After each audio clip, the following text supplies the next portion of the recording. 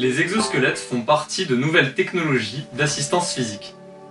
Ces technologies ont pour rôle de protéger les groupes musculaires ou articulations dangereusement sollicitées lors de tâches physiques, lors de tâches répétitives ou lorsque les postures de travail sont extrêmes et dangereuses pour la santé sur le long terme. Le but, c'est de réduire les contraintes mécaniques qui interviennent dans le corps pour que l'opérateur ait moins de chances de développer des maladies professionnelles de type TMS. Pour ce faire, on va concevoir des structures mécaniques qui viennent se porter par-dessus le corps. Ces structures vont simplement seconder le corps humain pour d'une part emmagasiner les charges qui transiteraient normalement par le squelette de l'opérateur et d'autre part fournir une énergie à l'opérateur afin que ses muscles soient moins sollicités. Quand je parle d'emmagasiner des charges, dans la culture populaire, les gens assimilent ça aux robots qu'on voit dans les films qui permettent aux hommes de développer des forces surhumaines et soulever des charges très lourdes.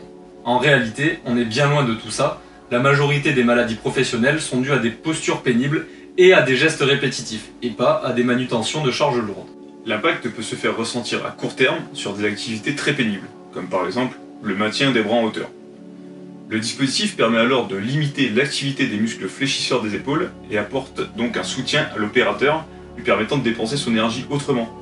Par exemple, il pourrait se concentrer sur la précision des gestes qu'il effectue. Au long terme, l'impact est plus significatif. En diminuant l'activité musculaire de certains muscles parfois fragiles, on diminue aussi la dilatation de certains tendons, qui ont parfois tendance à frotter sur des parties osseuses. Et c'est cette diminution de la sollicitation qui va permettre donc, sur le long terme, de diminuer le risque d'apparition des troubles musculo-squelettiques. Chez HNT, on propose aujourd'hui 3 produits différents à nos clients.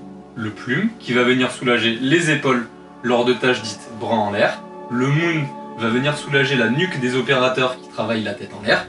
Par exemple, les caristes dans les centres logistiques, qui doivent en permanence regarder comme ça ce qu'ils manipulent à l'aide de leur transpalette. Et enfin, le Wave, qui va venir assister le bas du dos des opérateurs qui ont besoin de se pencher souvent. L'objectif pour nous sera de développer de nouvelles solutions nécessaires aux besoins réels du travail. Récemment, une ergonome a fait appel à nous pour tenter de réduire la sollicitation d'un opérateur qui accrochait des éléments en hauteur à 1,80 m environ 800 fois dans la journée. Cet opérateur souffrait des épaules et avait de plus en plus de mal à exercer son activité.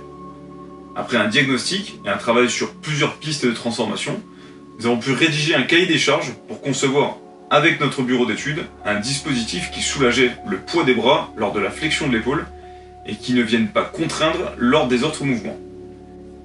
Entreprendre est une expérience formidable qui permet de se former et se développer en sortant du cadre salarial.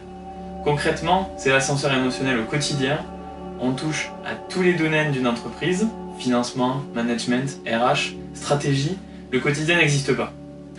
Souvent, on pense qu'être dirigeant, c'est pouvoir faire ce qu'on veut quand on veut et ne rendre aucun compte à personne. C'est possible, mais utopique. On se rend des comptes à soi-même. L'aspect innovation rajoute un peu de complexité à ce système. On doit souvent éduquer le marché ou faire émerger le besoin dans certains cas.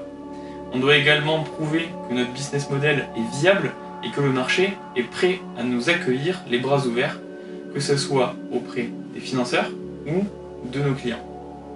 C'est très enrichissant personnellement et ça demande une très grande motivation.